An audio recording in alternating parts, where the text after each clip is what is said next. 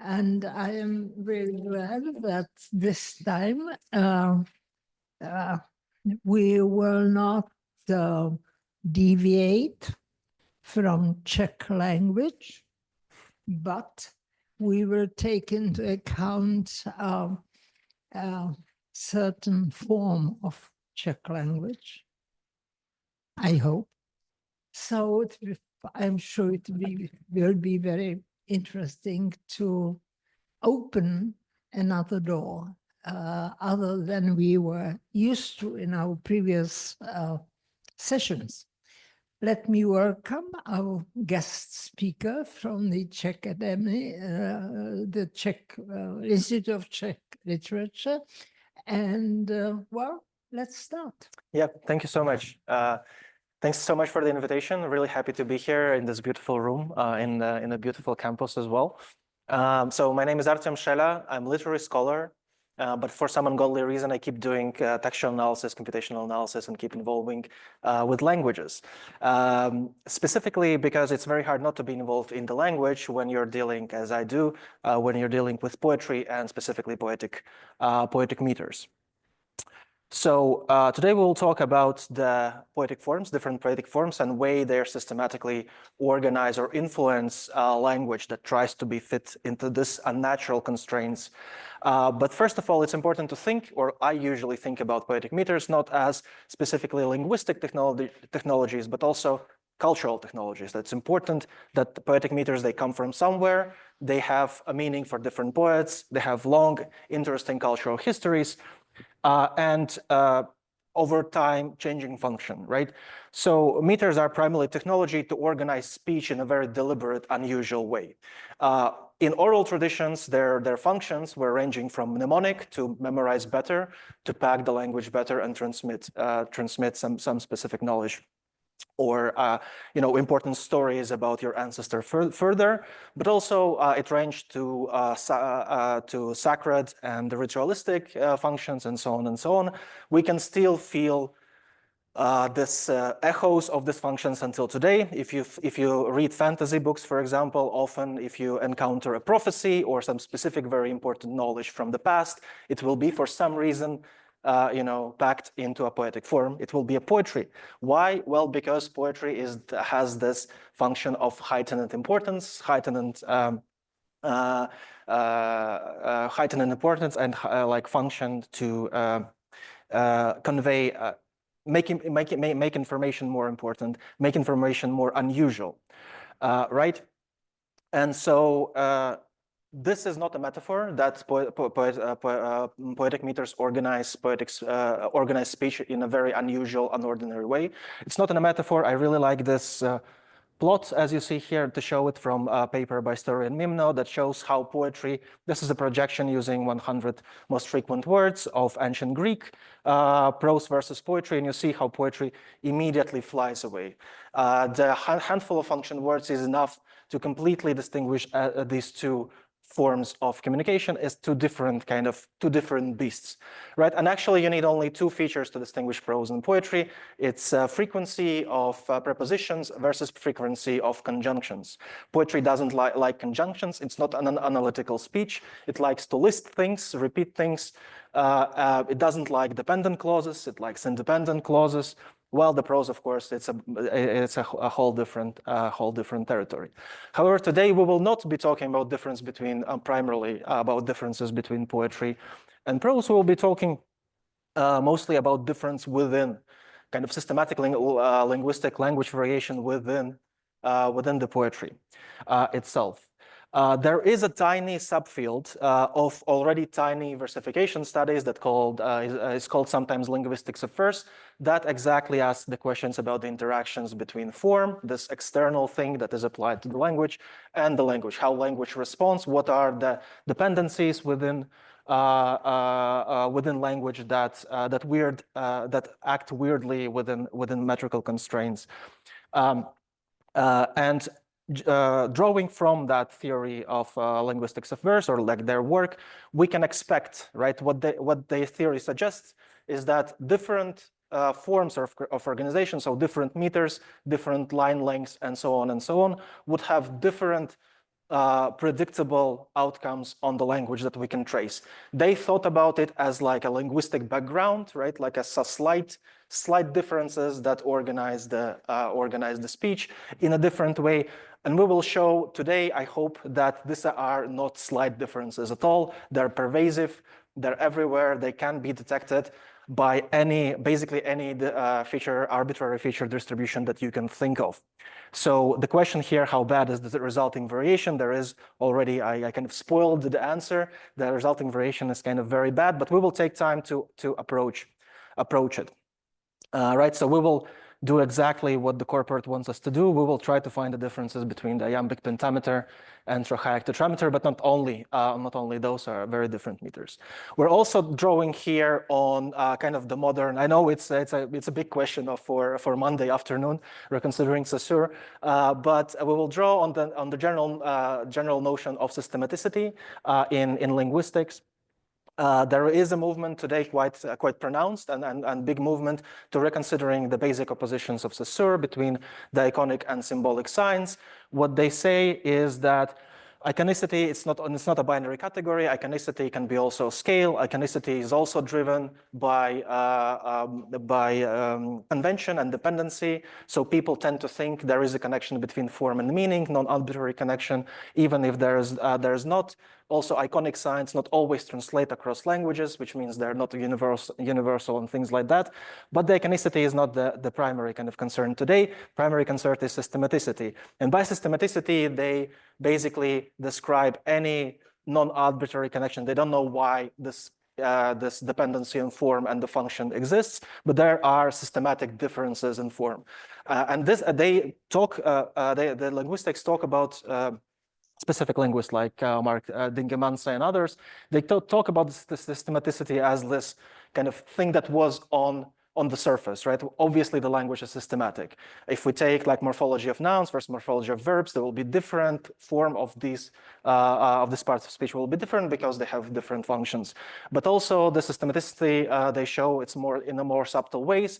For example, in languages where the stress is not fixed, right? Often the prosodic structure of words would differ across the parts of speech. So the adjectives would be differently stressed from verbs. Verbs would be stressed from nouns, and so on, and so on.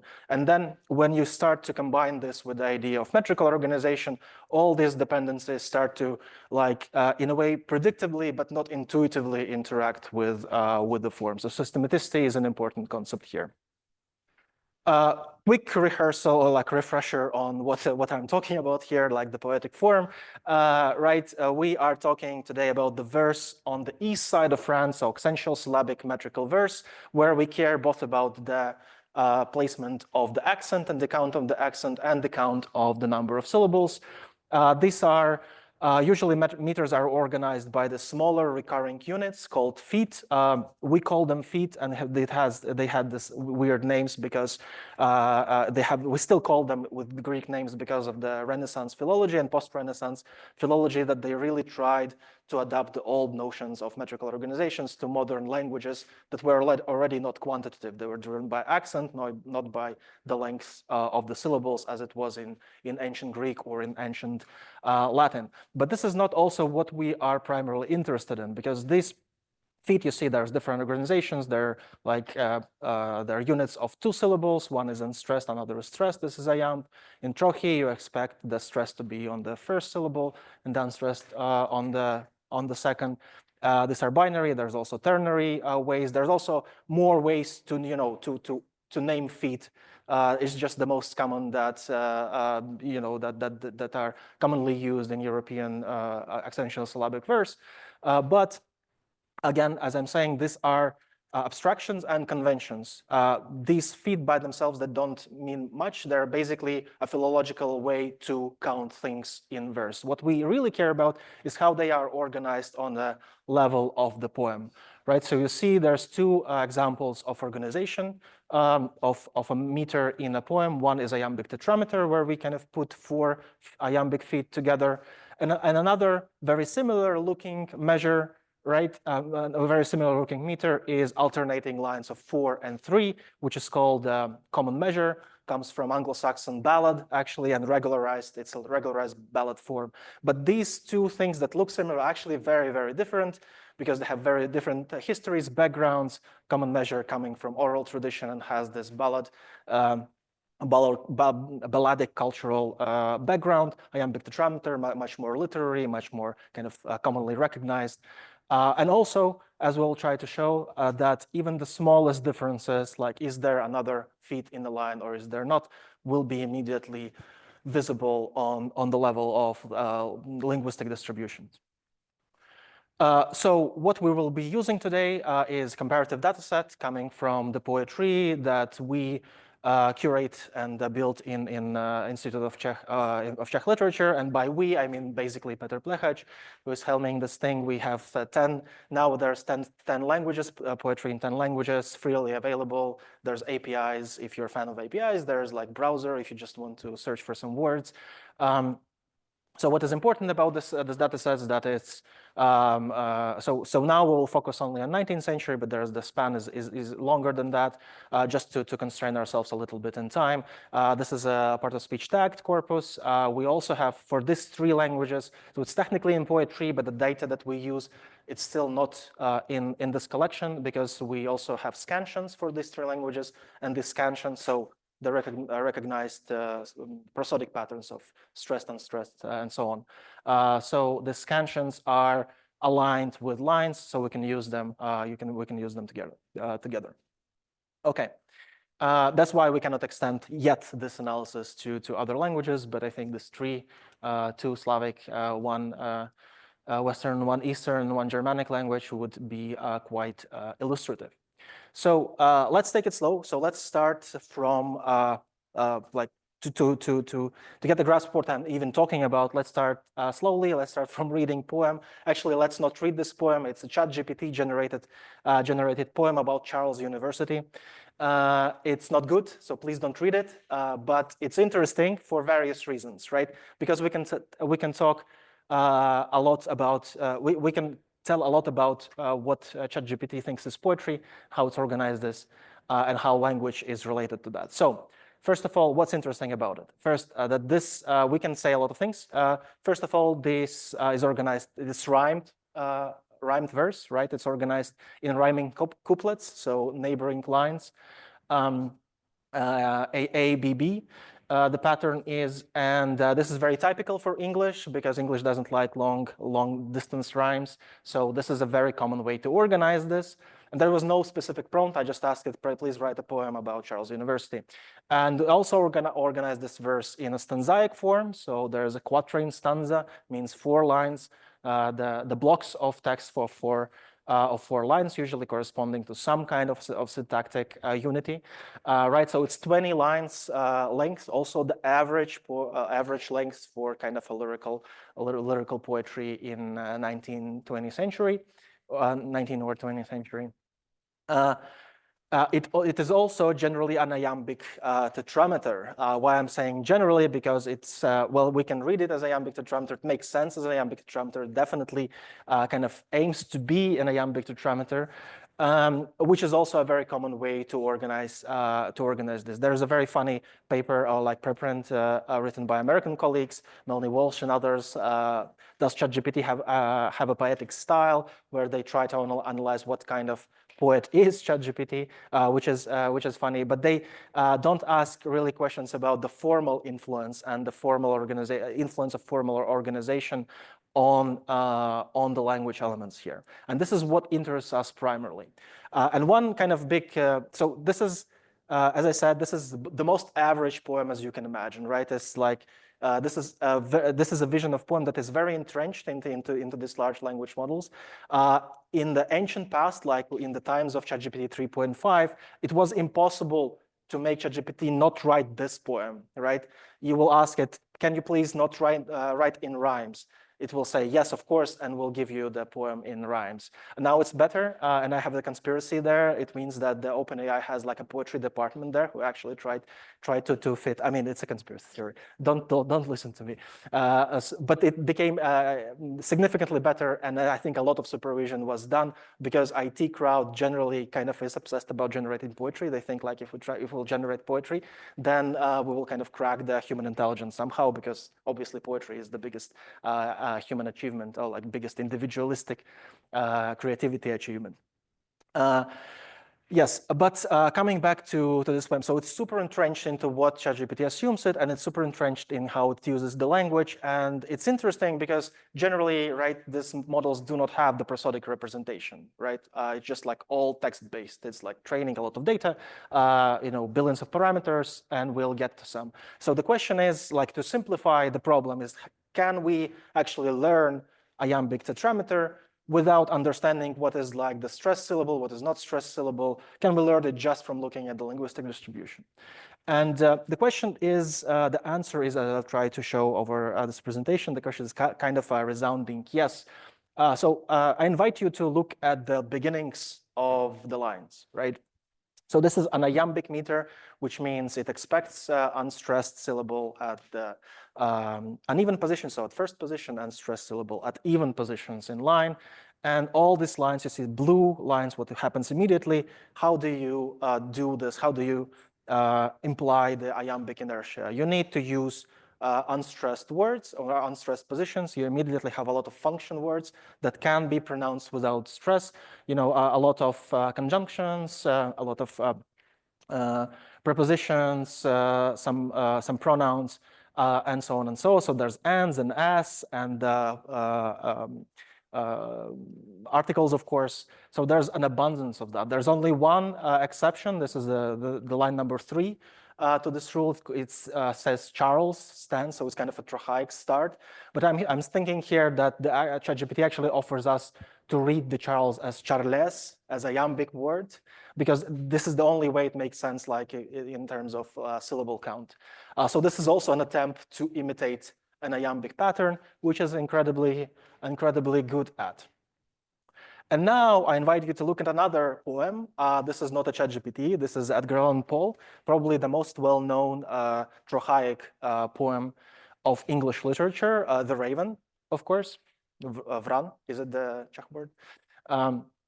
So this is a trochaic poem. So you see, if you look at the starts of these lines, you see immediately change in the vibe, so to say. So we have now immediately more semantically stronger words. There are some verbs, there are some adverbs, some nouns appear in the beginning. And if there is no, so there's like a chain of function words, so that now, right, there's a tendency to skip kind of the beats on the first 2 syllables and jump immediately to third, which is still maintaining the trochaic inertia. What is also interesting that a raven has long lines, right? It's like 8 feet.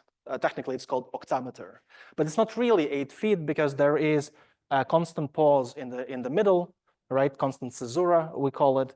And to maintain this trochaic inertia, so the stress on the first syllable, what is happening, again, immediately fully semantical words after the caesura that are stressed at the first syllable, right? The volume, suddenly, rapping, tapping, wrought, vainly, sorrow, everywhere, right? Because the lines are long and Poe needs to maintain trochaic inertia, that's why kind of this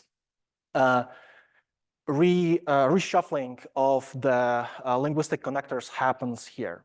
And the question for you is like, if you consider this, would it be possible to tell apart trochaic meters from iambic meters using frequency of just one word that would be a conjunction and, for example? Absolutely, yes. Yeah, it's horrifying, but the answer is yes. So before we jump in that, let's look at what actually language want to do in lines.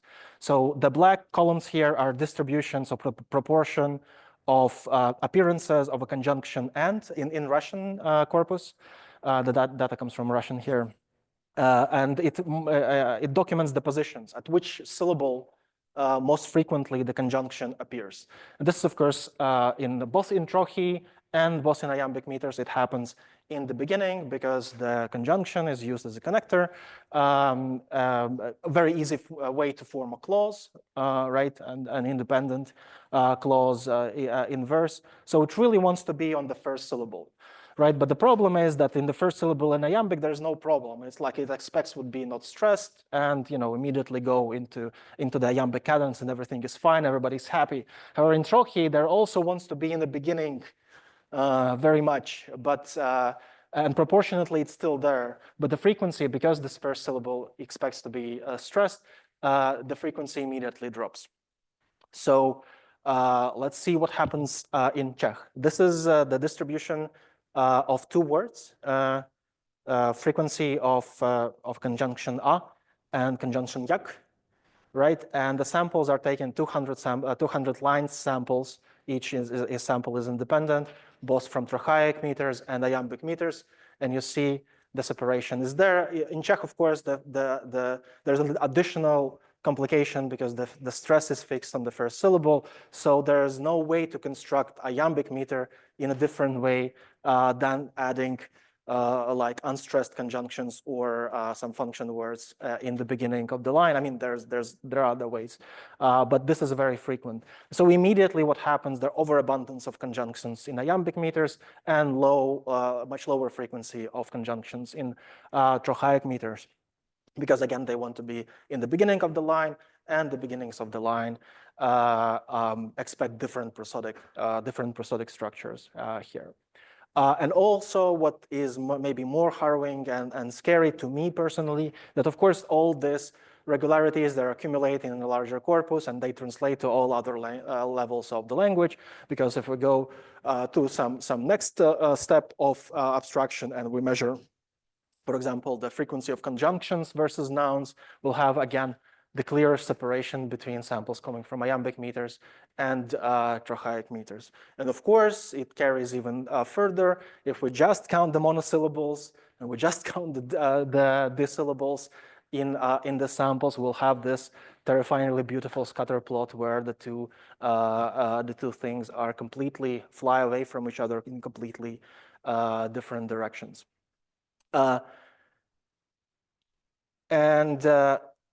Continuing the conversation about the scary things, this is also works not only for trochaic and iambic meters, but for other ways to organize organized verse. So amphibrach and dactyl in Czech, 4 main meters we are talking about here.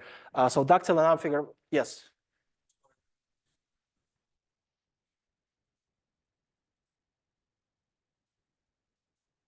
Oh, sorry, the axis? Oh, the z-scores.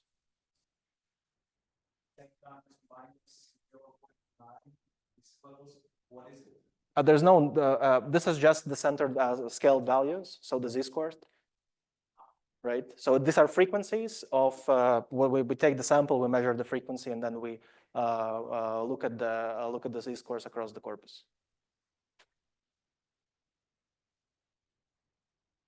I don't think I need to explain. So it's just like the average, the difference of the sample from the average in the corpus divided by standard deviation, right? Just the scaled and centered values. You can use just the absolute or relative values as well, have the same picture, but it's nice to have the same scale of references because the frequencies of these words are different in frequency rank. So it's just easier to see. But this is just frequencies, basically. Yes, so here's the graph that shows 4 meters, samples coming from 4 meters. Amphibrach and dactyl are, I remind you, the ternary meters. So they imply unit, this repeating unit would be organized in 3 syllables, not 2 syllables. So the words need to be longer and the whole distribution of word lengths would be different. And you see, you can again separate them from other meters quite directly. This is not only, of course, in Czech it works beautiful like that because the Czech has a fixed stress position in words. But this carries also in languages. It's just on the level of statistical regularities. It carries in the languages that do not have fixed stress, that have a more or less free stressed position. So this is German. In German, it's weird because it's not immediately. I tried to do that. Not immediately. You cannot take just the frequency of the conjunction and yes. Okay, I had the same question. I still don't understand. I know what the z-score is. Yes. So you take the frequency of, in this case, okay, of both the words then and so. Yes. The concatenation of Orion and Troche. Yes, just a few. Yeah. So this is like just the absolute number of these. Yes. Normalizing, so like the zero corresponds to average, to corpus average. Yes. Yeah. Yeah. So 0 is corpus average, and these are deviations. So if they go to the positive side, that means that they're more than average in iambic meters and less than average in trochaic meters. So yeah. So the 0 is the average frequency of that word in the union of those. Yeah. We calculate the frequency in a sample, right? The frequency in the sample, then we have the document feature matrix, and we scale it, right? So we have all the samples, and we look at the regularities within them. So it looks like in you know. Let's say more data, then. This is sampled and normalized. So we sample the same amount, and I will talk about the same sampling a bit further. So we'll get to that. But here the data is I think. Oh, here actually, because there's just the demonstration plots, they are not sampled equally. But I mean, it doesn't really matter in this case. Yeah, so I was talking that this regularities not only happen and not only viable for the Czech, but also are visible in German, just the frequencies on single words, and also visible in Russian. Again, our good friend conjunction and here pretty much follows the similar principles as in Czech. So Troche kind of still wants to use it because it's linguistically nice to have the conjunctions and be able to form clauses, but it happens much less because of the prosodic limitations. So you can ask what happens in multisyllable words. Well, I'm glad you asked. I have the answers. Of course, you didn't ask. I just like answering my own questions. That's how scholarship works. Asking and answering myself. So let's take Russian language in this case, just because the stress in Russian is not fixed, and it will be a bit more interesting what happens with different regularities between prosody, and morphology. So let's say we have the task to fitting. We have the line of iambic tetrameter, right? So we have the weak positions where we don't expect the stress, and the strong positions where we do expect the stress. And we have a 4-syllable word. We don't know what this word is, but let's say that this word has stress on the second syllable. So first of all, this is a long word, right? And long words usually mean that these are longer words tends to be morphologically rich words, which means to be that this is likely to be adjective or verb in Russian, right? However, look again at the prosodic structure. So the syllable, the stress in the beginning is normative, or not normative, but is more expected in adjectives than in verbs. In adjectives, the stress is expected in the beginning, somewhere in the beginning of the word. In verbs, stress is expected more towards the end of the word. So this is twice as likely to be the adjective, the word of this structure, twice as likely to be the adjective in Russian. So the adjective, now we know something already about this word, it's likely an adjective. So this kind of word can basically take 2 positions here, right, to fit the pattern or the implied rule. on the first strong position or on the second strong position. I mean, technically, you can also do the third position, but then it won't be, in Russian, it's weird, it won't be a tetrameter line. It will be a trimeter with a long ending. So technically, there's only two positions for this adjectives to fit for this adjective to fit in the line. There's a composite also example from different studies by Mikhail Gasparov and others. So I'll just like compile them into one. And so two positions in this iambic line. But if we look through enough examples of actual poetic lines, we will know that we'll see that adjective preference would be, strong preference would be in the middle of the line instead of the beginning, because again, as I said, lines tend to be or like to be as syntactical units or clauses. Adjectives, a bit weird to start clause with an adjective. You can, of course, it's not a deterministic rule in any sense. It's just a regularity, but there is a strong tendency of adjectives to be in the middle of the line. And of course, all kind of syntactic dependency starts to kick in immediately after that, because obviously adjectives are modifying something. And it's likely that for this 4-syllable adjective would be modifying a 2-syllable noun in the beginning.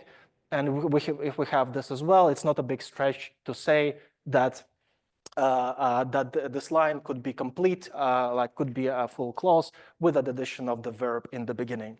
So this verb 2, adjective 4, noun 2 is what forms the kind of the core of rhythmical syntactic or rhythm/syntax syntactic formulas in verse, right? What is happening here is that, as I said before, we do not care about individual feet, right? We don't care about the exact what happens at the feet number 2 and number 2 or number 3 or whatever. We care about how the line is structured and what are the limitations. In the line, and this is a very productive. Actually, I didn't know that. I just calculated it last week, and I used this example before. But this kind of formula, verb 2, adjective 4, noun 2, in iambic tetrameter is the second most frequent way to organize the line across the corpus, right? So I was able to predict, just looking at this thing, I was able to predict, at least at the level of the regularities, quite a lot. So what happens here is that there is a causal relationship between the pattern and the language. And if we know something about the language, we know something about the pattern, and vice versa. If we know something about the pattern, we already can say or predict a lot of things about the language itself, right? So we actually don't really need to look for all these irregularities to accumulate. We don't need to look at the prosody itself. So in our scenario, meters become more than just stressed or unstressed or syllables, stressed syllables, unstressed syllables, but they express themselves at all levels of the language. And the kind of the problem is not really to recognize the meter, but try try to hide from it, right? So meter won't recognize you in some sense, because these regularities will be everywhere. Whatever we measure here in the line, they will be everywhere, and I will try to convince you in that a little bit later. Speaking of syntactic formulas, this is the most, I think that, first of all, this is the best line in Czech poetry, Černé maso, bílý knedlík. It also follows the most frequent formula, or like this morphological formula of Trachaic, not just Trachaic tetrameter, but across the Czech corpus. So this is kind of a formula list to adjective 2, noun 2, adjective 2, noun 2, very easy, fits into Trachaic tetrameter perfectly. Foot boundary correspond to word boundary. Excellent repetition, right? So, and these are all the other examples of repetition of this formula. Following our intuition that we derive from how the multisyllable syllable words and monosyllable words behave, we can say that basically, we do not need to measure the prosody or use prosodic features directly. What we can do is we can, what is important here, right, is the interplay between the morphology, lengths of the words, and so on and so on. So we did this initial experiment of converting our corpus in into the strings, weird strings, right, of parts of speech and the length of the word in syllables here. And then we cut the sequences. We know the metrical labels. Obviously, we cut the sequences in the bigrams of 2. And so we calculate the frequency in the bigrams overall corpus. And we ask the simple question, can we or can we not detect different ways of metrical organization of verse? Again, as just one example from Russian, the answer is again a resounding yes. So this is just a cluster dendrogram that shows the similarities between different samples that we measure in the way that I just described by calculating the frequencies of the bigrams. So two things that happen here immediately. So first is the very hard split between binary food and so 3-syllable food and 2-syllable food. So between, on one side, trochees and yams, on another side, anapests, dactyls, and amphibrachts, right? So the 3-syllable food has very distinctly different limitation on the 2-syllable food on the language. So the lengths of the words go longer and so on and so on. What the colors themselves show us that we can also recognize, so trochees groups with trochees, iambic meters groups with iambic meters, anapests groups with anapests. There is almost no confusion. There's only this traitor here, iambic trimeter. And you cannot see this probably in the labels, but what is maybe even more scary is that we can perfectly recognize trochaic tetrameters, perfectly tell apart tetrameters from trimeters here, right? Just using the frequencies of morphological like part of speech with information about the length of the words in syllables. So we wanted to investigate this effect, and we want, like, is there any way to not detect meters in our corpus? We wanted to use our comparative corpus here, Czech, German, and Russian that I talked previously. We have 4 sets of features. So just the distribution of lengths, right? As I showed before, distribution of lengths of the words measured in syllables, distributions of frequencies of part of speech, distribution of this combined feature that I just showed, part of speech plus number of syllables, and just the frequencies, the good old frequencies of most frequent words. We also, each feature comes in 2 different flavors. So we construct just the unigram feature, so just measuring how many 2-syllable words there are, how many 3-syllable words there are, and so on. And a bigram flavor of this feature where we measure kind of immediate neighbor, so the frequency of the immediate neighbor, adding a bit of the sequential syntactic information there as well.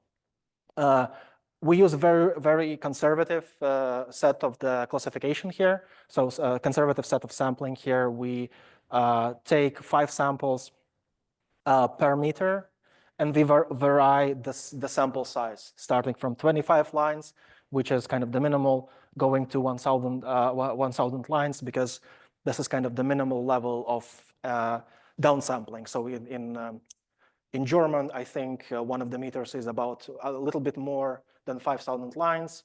So we don't want to oversample that. So we kind of downsample all other corpus that have that corpora that maybe have more lines in it. We use a random forest classification here. It makes a lot of sense. It's a very efficient algorithm, but we also have very different distributions of the features here. So it's kind of robust across this. With each kind of feature combination, we do 100 iterations, and we use this as an accuracy measure. We use this out of bag accuracy, right? The random forest classification is a bootstrap based method, so it constructs many trees with many features, and it provides you immediately the estimate of the error. So we don't need to set up actually a cross-validation, an additional like specific cross-validation classification here. And we also have 2 flavors of the classification itself. So the simple one, where we're just predicting the food type. So there's, like, as I showed you, 5 main. For Czech, it's 4, just what corpus allows. And for Czech is 4, for German is 3, and for Russian is 5. And another much more complicated thing. So here in first, we try to recognize the colors here, right, on this plot. And then the second flavor where we predict the metrical form itself. So we try to separate trimeters from tetrameters of the same meter. So here we try to predict the smaller pieces of clusters here. And we see, so here are the results. Let's just first, I will go through one of them briefly or soonish,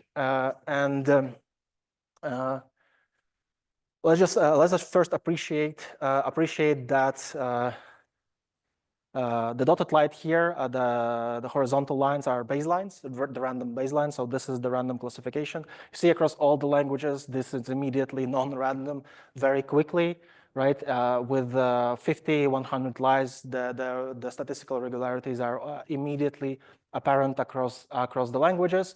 So this is the first kind of the first big lesson that is derived here. But let's go feature by feature. So the first and probably the best performing feature here that gives you, especially in Czech, right, the lengths of the syllables, the words,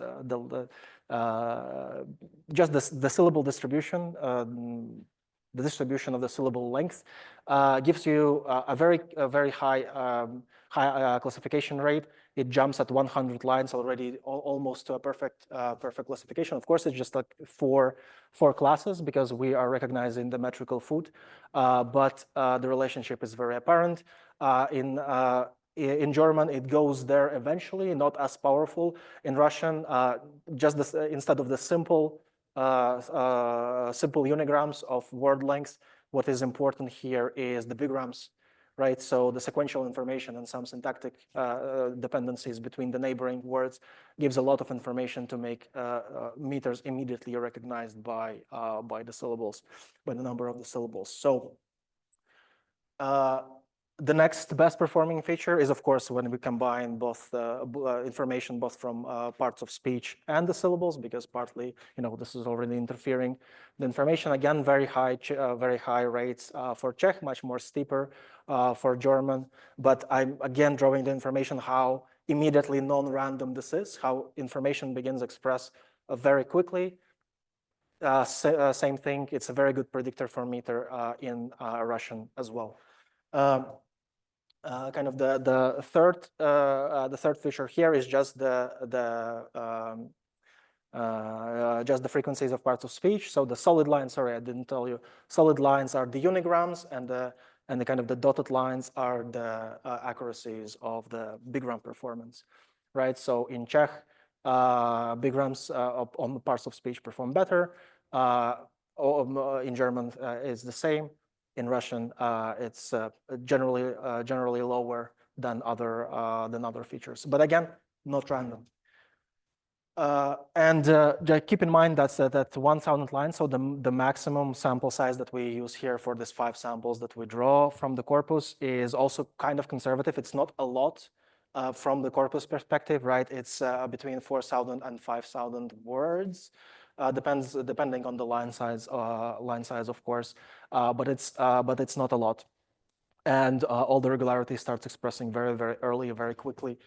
Of course, as we expected, the lower performance. I mean, not for Czech, but the lower performance are happening with words, with frequencies of words. So we use 100 most frequent words. So these are technically kind of function words, right? So, and because we talked about the function words and monosyllables and things like that, they are all there and they're expressing quite pronounced. Bigrams, we don't expect from bigrams really anything here. There's not really relevant, but still this information is somewhere there, the metrical information is somewhere there in them.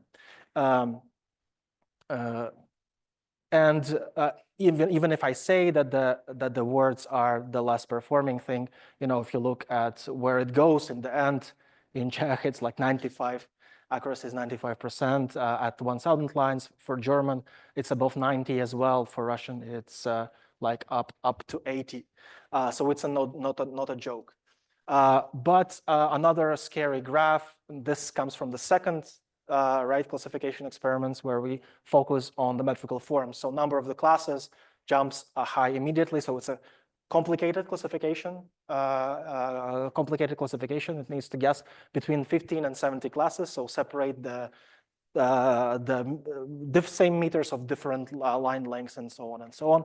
And as you see, overall classification is maybe at average classification is maybe lower here, but it's still like very high.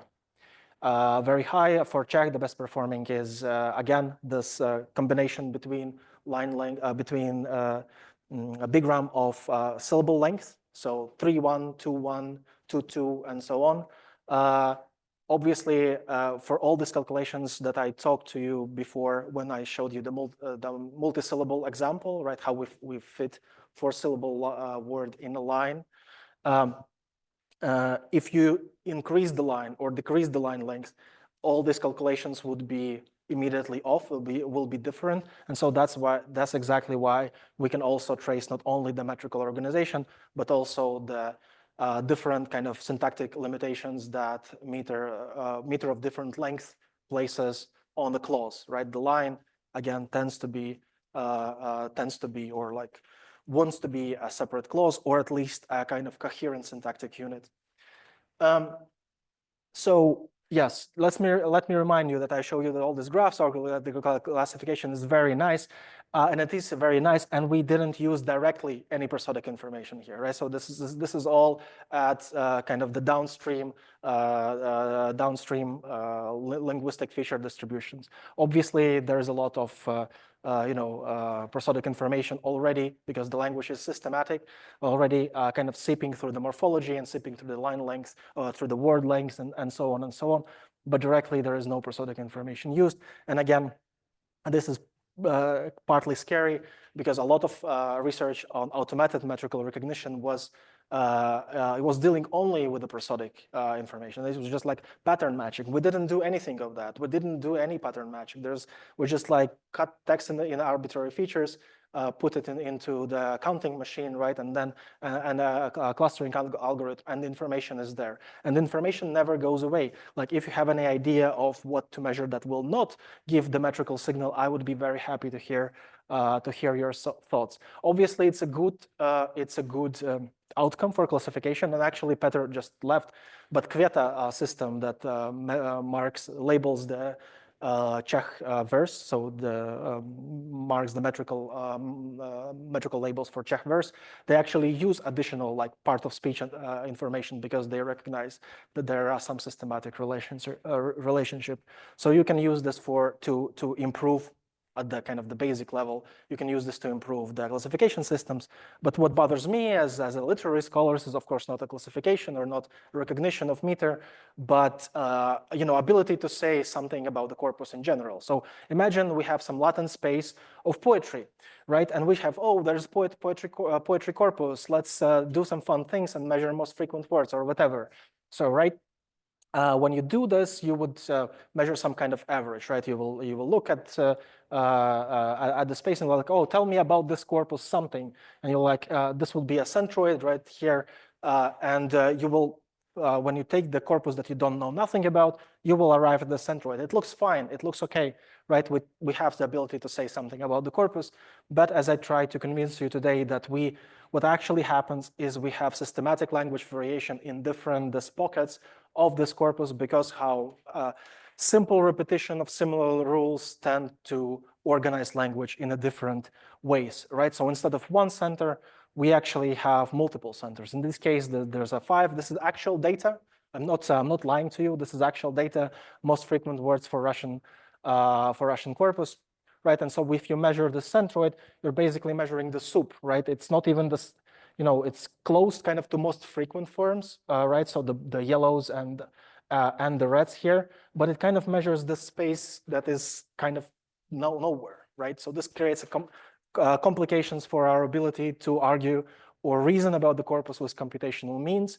It means that if you don't know things about the form, it's about the form of the poems that are in your corpus, it also becomes very complicated and confounder. So meters are a big confounders. So these are basically the points of discussion. I think I will be wrapping this up. I think I've talked about about most of this that is on the discussion thing. If there is one message that I wanted to show it today, it's the mentions about minding the meter. It's everywhere. Even if you don't look at it, it looks at you. That's the scariest part. Thank you so much. This work is done not only by me, obviously Peter, and our colleague Thomas Haider from Germany is responsible for German corpus and will help us with the interpretation of different things coming further. Thank you. Well, thank you very much for your presentation. For me, it was a different world. So I have one question, but I cannot start with the question. So, experts, please. Thank you. That was very nice. Yeah, Thanks. I'm Rudolf Rosa. I'm collaborating with the Institute on generating poetry and stuff. So, but we haven't met yet. But just one simple thing. So all these things you did on samples that were taken from multiple poems, right? So you would sample individual lines over the corpus. Yes, individual lines across the corpus. So that's a different thing than what you do with like Květa or stuff where you typically have one poem and you want to predict the meter for the one poem. So did you also measure how well this would work for if you have just the lines from a single poem, even if it is a long one or something? I think it will be even better because there are additional authorial signal like mixes. So we take independent lines because we want to kind of alleviate this. And we also, I didn't talk, but in sampling, what we do here is basically take a stratified sample. So we don't allow poets with too many lines to be just freely sampled. We downsample them to some kind of reasonable size and allow kind of the long tail of poets to be there. So yeah, authorial signal is kind of in the back of our heads. But it's a good question. I would try it with the full length poems. Yeah. I think it will be scarier. Yeah.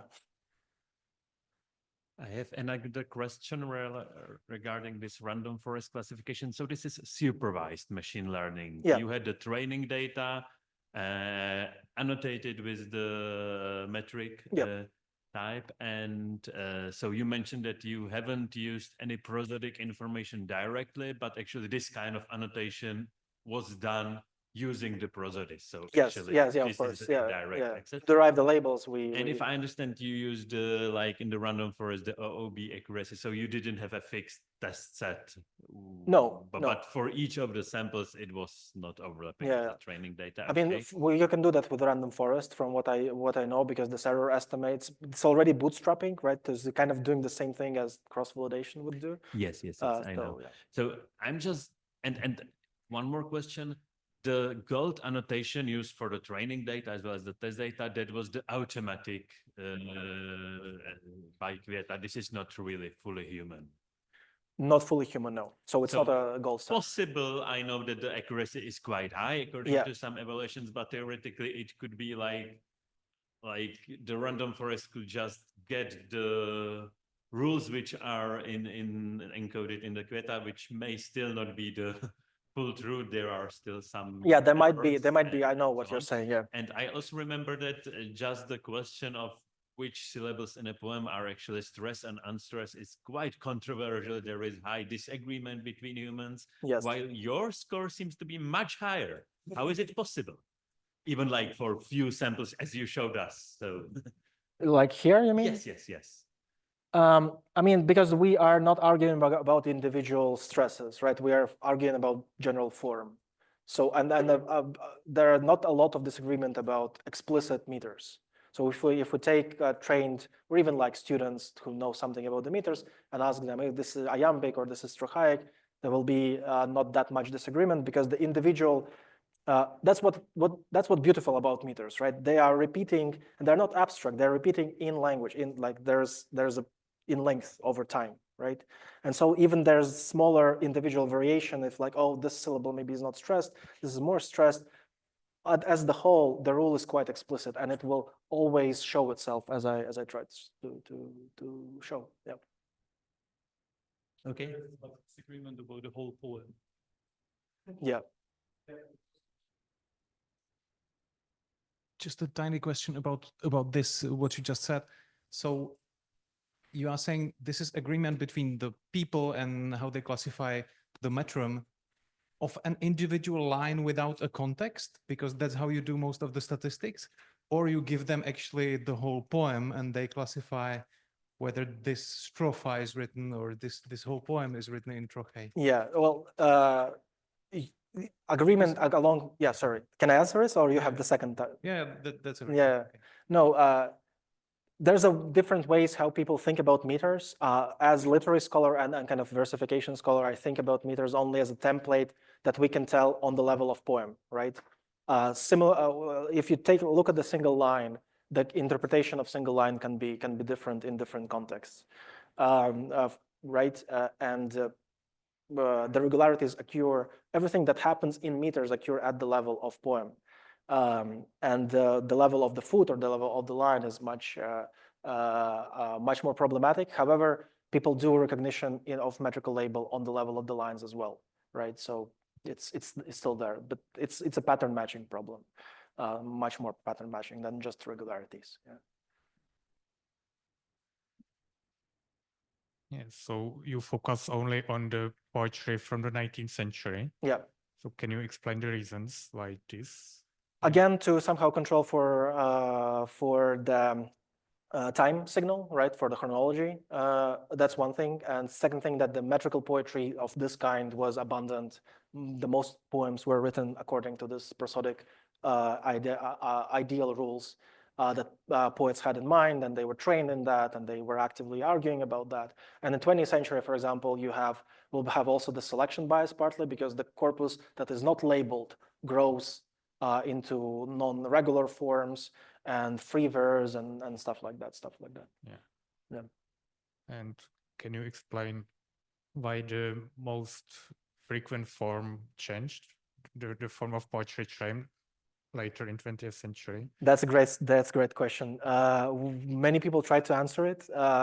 There's no consensus really, but partly this happens because poets become aware of this, because meters are not free enough, and they also carry a lot of baggage. And also there's just the social and cultural reasons for that. So poetry circles became small, you have more innovation, nobody cares about these aggressive things as meters and memory. Meters don't go away, the organization is still there in popular songs, right, in rap rhyme and so on and so on. So the prosody just went to a different kind of area of human creativity, and the poetry that we recognize as a high prestige literary poetry now is very, very different. Yeah. Okay.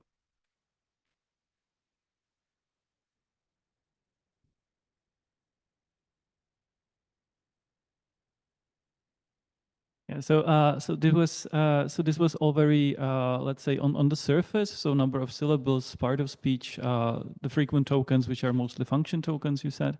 So like, could we go deeper, like looking at some syntactic patterns, or looking at the meaning words, or maybe roots, so that we don't have the number of syllables fixed, but or so even like some topics, motives, or maybe even sentiment, like if like you see a division of different like positive or negative sentiment relating to meters. Of course, you said it's intertwined with the language a lot, but this is very surface level of language. Yeah. Yeah, this is surface for a reason. That is kind of the argument. Obviously, it's this is everywhere. Speaking of topics, thanks that you ask. We actually have a paper. So the problem with meters that, again, they're not just linguistic, as I say. They're also embedded in culture, and people fight over them and have different opinions of them, and impressions and iconic interpretation of meters. And what this creates is that different meters create different cultural traditions. And we actually show with Peter and others that you can just take topics, right, and predict the forms. There is association between meter and meaning, but it's much more cultural. At least we hope it's much more cultural, because it's very hard to disentangle one from another. But it would be great to do that. Yeah. Super. Looking forward.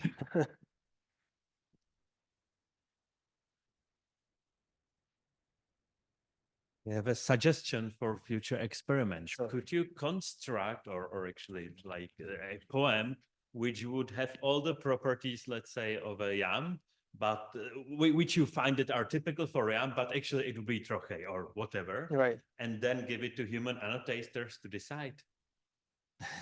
So construct, so take the linguistic distribution, find the examples in Trochei. Yes, find the most predictive Right. features which are not directly the prosodic ones. Yeah.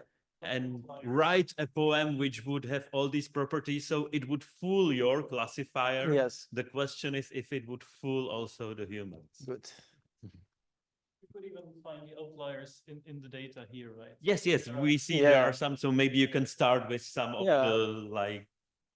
Yeah, which cause these them are not not deterministic. 100% Exactly. Yeah, accuracy, exactly. Yeah. Definitely. So if there are no other questions, my question is a very maybe naive one.